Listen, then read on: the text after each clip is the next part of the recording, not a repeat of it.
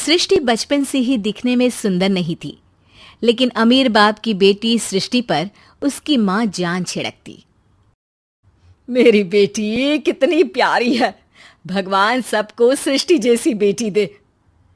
सृष्टि धीरे धीरे बड़ी होती है। एक दिन सृष्टि की सहेली कहती है, तू दिखने में कितनी अजीब सी है, लेकिन मैं जानती हूँ हम सब में सबसे अच्छी शादी तो तेरी ही होगी।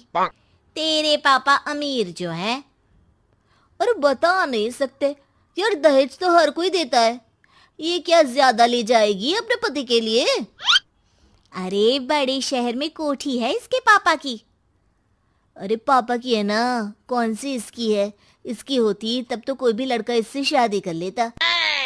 अरे पापा की मतलब पापा की है तो मेरी ही है ना? किसने कहा? अब तेरी तो तब होगी ना जब तेरा भाई ना हो। वैसे भी शादी के बाद सारी प्रॉपर्टी भाई के नाम होती है। सृष्टि समझ जाती है कि उसे किसी भी हालत में माँ बाप की सारी प्रॉपर्टी को अपने नाम करना है, लेकिन कैसे? एक दिन सृष्टि का भाई शीनू कहता है, बहन क्या कर रही है? तुझसे एक बात करनी है। अरे हाँ हाँ करना, मैं तो तेरी बहन हूँ। बहन मेरी लाइफ में ना एक लड़की है, बहुत अच्छी है। मैं सोच रहा हूँ माँ और पापा से बात करूँ शादी के लिए। सृष्टि को समझ में आ जाता है कि भाई की शादी होते ही भाभी उसे एक दिन भी घर में बर्दाश्त नहीं करेगी। क्या बात है भाई, बताना कौन है वो? यार वो बहुत अच्छी लड़की है, पढ़ी लिखी है, मेरे साथ जॉब भी करती है। बस एक प्रॉब्लम है। प्रॉब्लम? क्या प्रॉब्लम है भाई? यार वो शादीशुदा है, लेकिन उसके पति ने उसे सिर्फ इसलिए छोड़ दिया क्योंकि उसके माँ बाप दहेज नहीं दे पाए। सृष्टि ये सुनकर न जाने क्यों खुश हो जाती है। अरे भाई तो क्या हुआ, लड़की तुझे तो पसंद है ना? शीनू को लगता है कि बहन उसे समझ रही है। वो इस बात से अनजान होता है कि उसकी बहन की मंशा पूरा घर हड़पने की है। सृष्टि अपनी माँ से कहती है, मम्मी मुझे तो बहुत चिंता है। पता है शीनू क्या कर रहा है? अरे क्या कर रहा है? वो तो काम पर जाता है और वापस घर आता है। नहीं ना माँ, वो यही तो नहीं कर रहा, बाकी सब कर रहा है। आपको पता है उससे प्यार है, और वो भी एक शादीशुदा लड़की से। ये क्या हो गया? मैं सोसाइटी में क्या मुंह दिखाऊंगी? अरे तेरे पापा तो यही कहेंगे कि मैंने ही उसे बिगाड़ दिया है। माँ देखो, मेरी बात मानो, पापा पर भी विश्वास करने की जरूरत नहीं है। अब आप ही बताओ, पापा इतनी देर घर के बाहर रहते हैं क्यों? बोलो। अरे बेटा वो तो नौकरी करते हैं ना। तू बहुत भोली है माँ। पापा का ऑफिस तो 7 बजे खत्म हो जाता है, लेकिन देखो कितनी देर से आते हैं। अरे नहीं नहीं बेटा, ऐसी कोई बात नहीं है। सृष्टि माँ को एक औरत से बात करते पिता की फोटो दिखाती है। देखो माँ, कैसे हैं पापा? मैं ना कहती थी कि पापा सही नहीं है। मैं तेरे पापा से बात करूंगी, दे फोटो मुझे। ओ माँ, वो तो डिलीट हो गई। लेकिन चल, तूने तो देख लिया ना। पापा से बाद में बात कर लेना, और हाँ, मेरा नाम बिल्कुल मत लेना। हाँ माँ। अब क्या था, सृष्टि के माँ और पिता के बीच झगड़ा होना शुरू हो जाता है। सृष्टि के मन में क्या चल रहा था कोई नहीं जानता था। एक दिन, माँ सृष्टि के लिए एक लड़का देखा है, वो लोग शाम को उसे देखने आने वाले हैं। और हाँ माँ, एक खुशखबरी, मैं और पापा मिलकर एक नया बिजनेस ट्राई कर रहे हैं। शाम को लड़का आता है, सांवले रंग का। सृष्टि को तो बिल्कुल भी पसंद नहीं आता।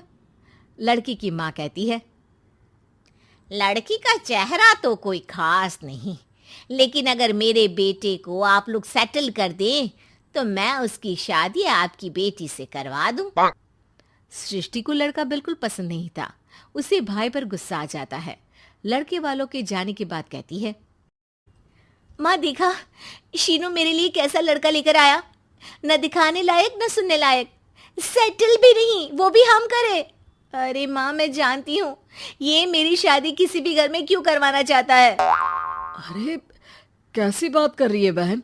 तूने तो देखा ना, लड़के को मैंने ही मना कर दिया तुझसे शादी के लिए। जिसने लड़का बताया था उसने उसकी बहुत तारीफ की थी। बात आई गई हो जाती है, लेकिन सृष्टि का मन शांत नहीं होता। क्या करूं, कुछ समझ में नहीं आ रहा। मेरी शादी हो गई तो ये लोग पूरी प्रॉपर्टी शीनू के नाम कर देंगे, मेरे हाथ तो कुछ लगेगा ही नहीं। तभी सृष्टि को आइडिया आता है। वो किसी वकील को फोन करती है।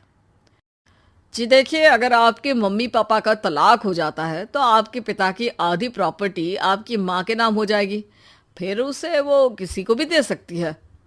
सृष्टि अब माँ को बेटे के खिलाफ भरती है। माँ, शीनू पर नजर रखा करो, वो जिस लड़की के प्यार में है ना वो शादीशुदा है। यहाँ आएगी, सारा पैसा रुपया जमीन जायदाद सब हड़प लेगी। पापा का भी हाल तुमसे छुपा नहीं है। ऐसा ना हो कि मैं और आप एक दिन सड़क पर भीख मांगे। हे भगवान, मैं तो जीते जी मर जाऊंगी अगर ऐसा हो गया तो। ऐसा हो गया नहीं माँ, ऐसा ही होगा। अभी समय है, आगे का सोच लो। मैं तो कहती हूँ पापा से आधी प्रॉपर्टी लेकर अलग हो जाओ। पापा की आधी प्रॉपर्टी भी हम लोगों को अगर मिल जाती है ना तो अगले 7 जन्म सफल समझो। बेचारी माँ बेटी के कहने पर पति से तलाक लेकर अलग हो जाती है। सृष्टि अब पैसों से गाड़ी और अपने दूसरे महंगे शौक पूरे करने लगी। उसके दोस्त भी उसके पैसे इस्तेमाल करते। सृष्टि, कल तुम कहाँ थी? मैं सारा दिन घर पर अकेली थी। तो मैं क्या करूं? मैंने ठेका तो नहीं लिया है ना तुम्हें संभालने का। माँ को सृष्टि से ये उम्मीद नहीं थी। वो बैठकर रोने लगती है। वहीं उसका पति यानी कि सृष्टि के पिता आ जाते हैं। मैं जानता था कि तुम्हारा यही हाल होगा, तो आपने मुझे रोका क्यों नहीं? मैं रोकता तो तुम रुकती क्या? सृष्टि के कहने पर तुमने मुझ पर अपने बेटे पर शक किया, लेकिन तुम ये भूल गई कि कैसे हम दोनों ने मिलकर जीवन में इतना सब खड़ा किया। माँ पति के गले लग जाती है। मुझे माफ कर दीजिए, मैंने आपकी कमाई का एक बड़ा हिस्सा गवा दिया। कोई बात नहीं, तुम साथ हो तो मैं ऐसी 7 प्रॉपर्टी खड़ी कर दूंगा। तभी वहां सृष्टि आ जाती है रोते हुए। माँ, मयंक ने मुझे छोड़ दिया। वो बोल रहा था जब तक मेरे पास पैसे थे तब तक ही वो मेरे साथ था। पापा, माँ, मुझे माफ कर दीजिए।